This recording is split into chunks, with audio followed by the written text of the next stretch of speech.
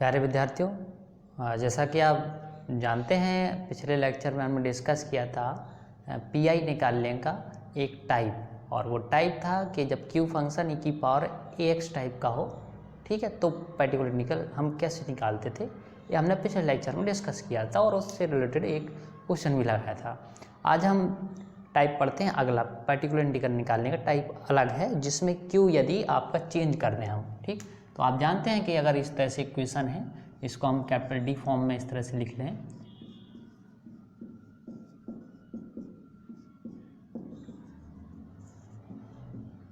y को कर लेते हैं बाहर कॉमन, ठीक, बराबर q, या आप ऐसे लिख दें function of D y equals to q। तो इस इक्वेशन को आपको सॉल्व करना है, तो यहाँ q को हम चेंज करने जा रहे हैं, ठीक है। टू फाइंड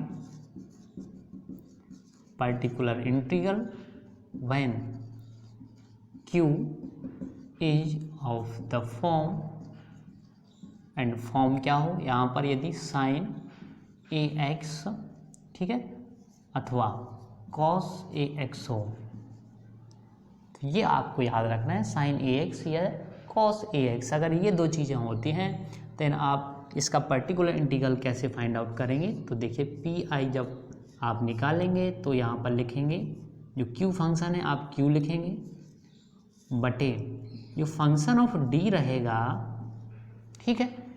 यहाँ पर आपको क्या करना है कि जहाँ जहाँ डी स्क्वायर दिखे आपको, क्योंकि फंक्शन ऑफ डी मतलब इसमें डी स्क्वायर भी हो सकता है, डी भी रहेगा, तो यहाँ करना क्या है कि जहाँ पर आपको डी स्क्वायर दिखे, पी आई निकालने के लिए हम अगली लाइन देखते हैं, P I Q upon function of D square जहाँ पर दिखे आपको, ठीक है, वहाँ पर आपको क्या पुटअप कर देना है, माइनस का ए स्क्वायर।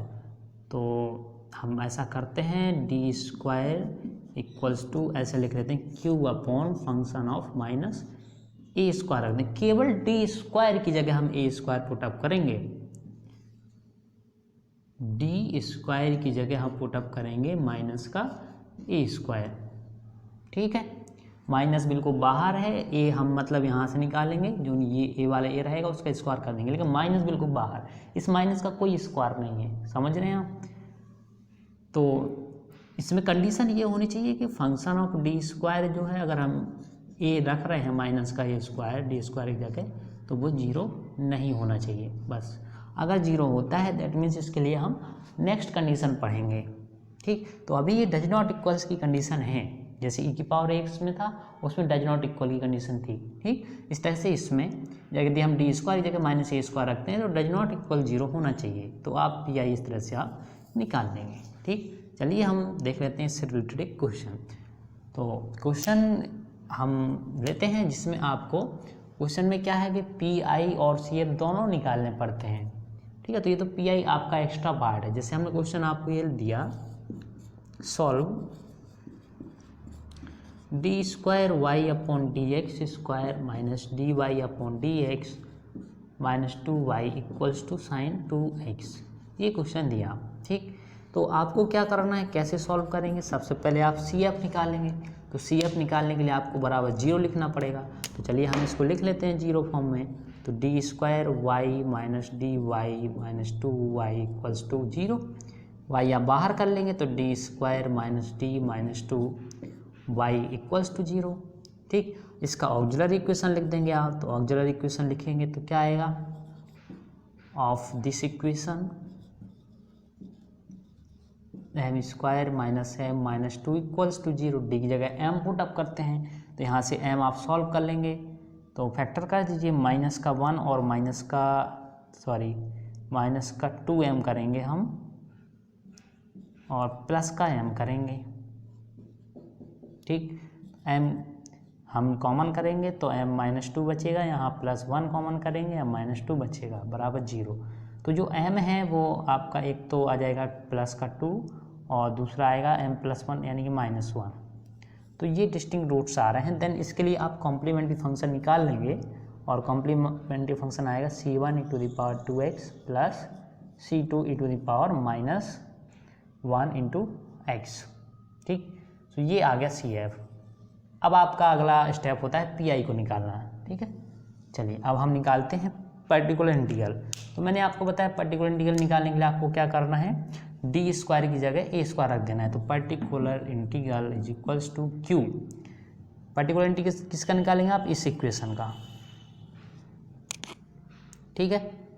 ये हमने सी एफ के लिए किया था 0, और आप जब पी आई निकालेंगे तो आप इक्वेशन ये लिखेंगे, क्या लिखेंगे, डी स्क्वायर वाई, या ऐसे लिख लें आप, फंक्शन ऑफ डी ये equals to Q sine 2x। मतलब 0 मत करिए वहाँ, जैसे इस इक्वेशन से हमने कर लिया, ठीक है।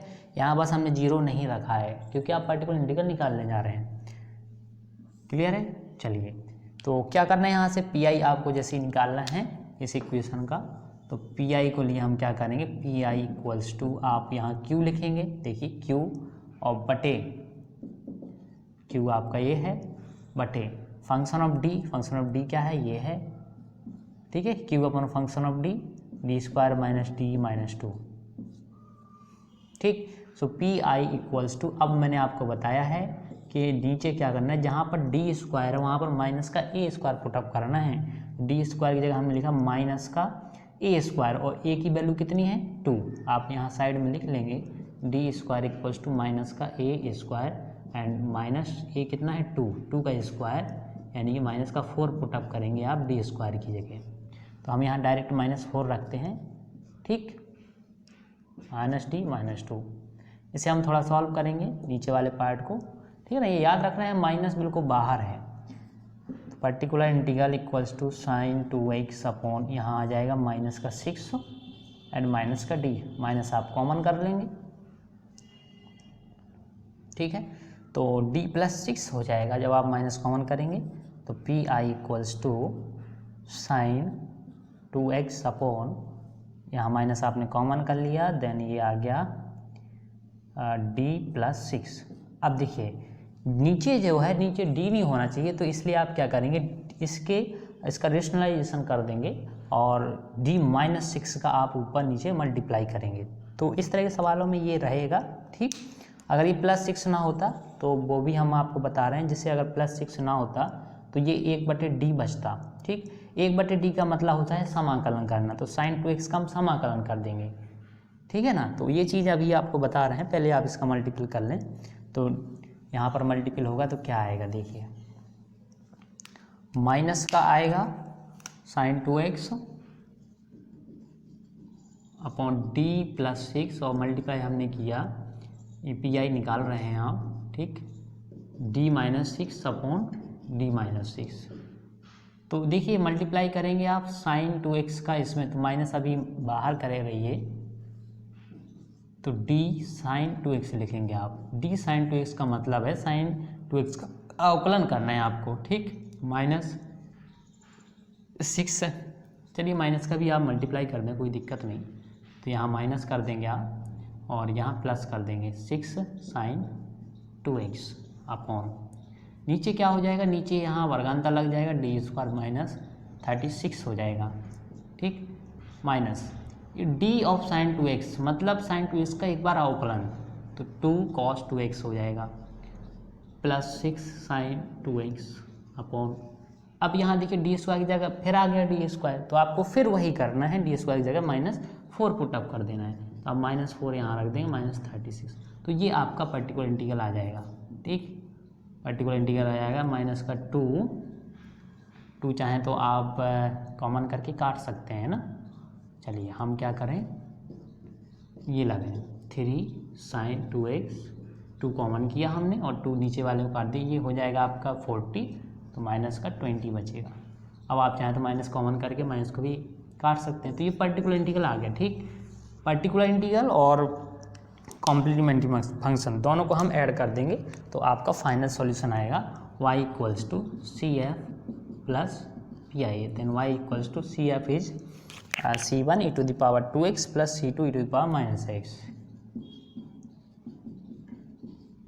एंड प्लस PI आपका ये है माइनस का cos 2x प्लस का 3 sin 2x and divided by minus का 20, ठीक। तो ये आपका जो है जनरल सॉल्यूशन हो जाएगा, थोड़ा बहुत सॉल्व आप इसको कर सकते हैं। तो ये था टाइप, यदि आपका क्यू क्या है फॉर्म इस तरह की फॉर्म में हो साइन ए एक्स और कॉस ए एक्स। ठीक, अब देखिए यहाँ पर मैंने आपको थोड़ा सा नोटिस किया था कि यहाँ पर यदि ये 6 ना होता, सपोज ये 6 ना होता, तो आपके पास ये मिलता पार्ट साइन 2x, ठीक है, और माइनस का 1/d ये रहता। अब देखिए 1 माइनस से अभी आप मतलब मत रखिए, जैसे 1/d है तो 1/d का मतलब होता है कि साइन 2x का समाकलन करना। तो 1/d अगर कहीं आपको मिले इसका मतलब है समाकलन, और फंक्शन जो है ठीक है x है तो x के साथ समाकलन करना है इस फंक्शन का। ठीक, और यदि आपको d मिला है कहीं तो आपको उसका यानी कि फंक्शन का एक बार क्या करना है, अवकलन करना है, तो आप जानते हैं।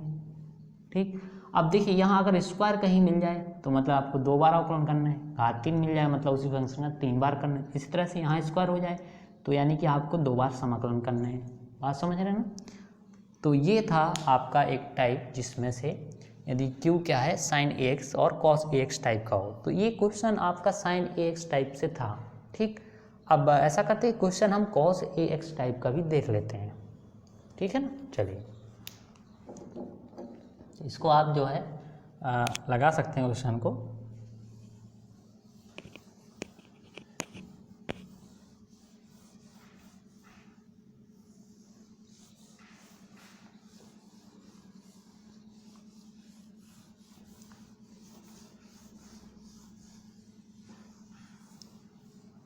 तो कॉस ए एक्स टाइप से भी एक क्वेश्चन हम देख लेते हैं, और क्वेश्चन कुछ इस तरह से है, d square Y upon D x square minus का 4 d Y upon D x plus का 4y equals to cos 2x।